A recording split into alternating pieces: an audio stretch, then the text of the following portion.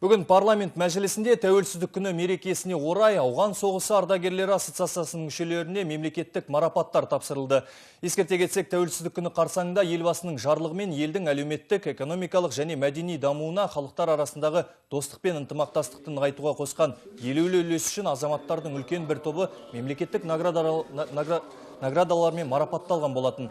Атап айтқанда, мәжілісте мәртебелі марапат иеленген ауғандықтар жастарға әскери патриоттық тәрбие берген белсенді қоғамдық қызмет үшін құрметке бөленді. Марапатты тапсыру барысында аталмыш ассоциацияның төрағасы, парламент мәжілісінің депутаты Бақтыбек Смағұл қаруластарын тәуелсіздік күні мерекесімен құттықтады. Өмір көрген әкелеріміз өмірден бүгін мінекей қатары сиреп бара жатса, біз де жасарып кеткен жоқпыз. Бірақ біздің жастардың бақыты үшін, соның бағы үшін біз ешқашанда аянбауымыз керек. Бүгінгі мемлекет басшысының сіздердің омырауларыңа тағып отқан үлкен марапаттар соның айғағы. Сондықтан да әрқашанда антымызға адал болайық, алауыз болмайық, бір ауыз болайық, ұйымшыл болайық, ұрушыл болмайық,